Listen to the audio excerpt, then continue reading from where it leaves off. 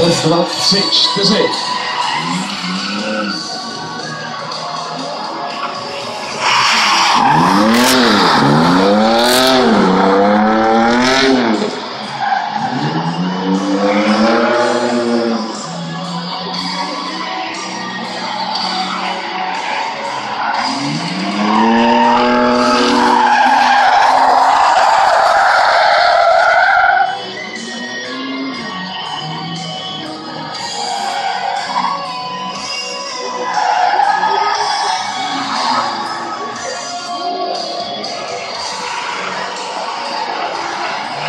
Krásné poledne, dámy a pánové, vítejte tady na autodromu.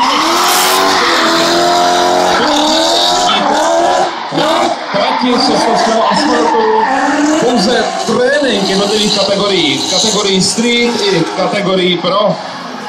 Trénink bude probíhat až do 1 hodiny odpoledne a potom následuje hodinová přestávka, kdy se můžete občerstvit v našem stánku. A ode 2 odstartujeme kvalifikační jízdy v kategorii street a kategorii pro.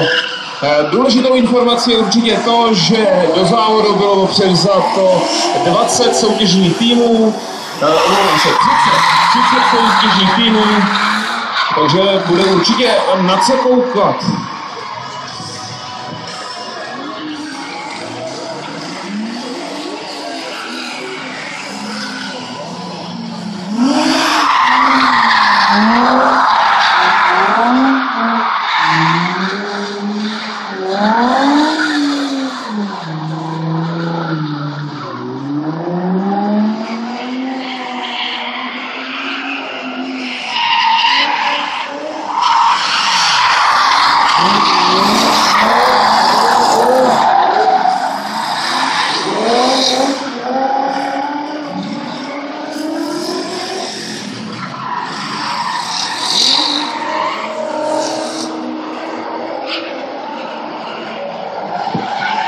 Pojďme si vrcholsky projít startovní listinu kategorie street.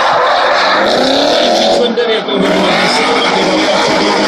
a Slidecars tým BMW E36, vybavený řadový šestiválcem o objemu 2,5 litru.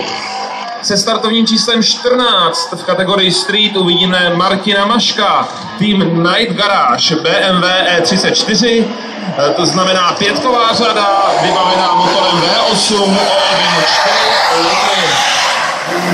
Se startovním číslem 19 uvidíme dnes jedinou dámu ve startovním poli, Míšu Suchovou, BMW 30. Tento vůz je vybaven řadovým šestiválcem o objemu 3500 kubických centimetrů.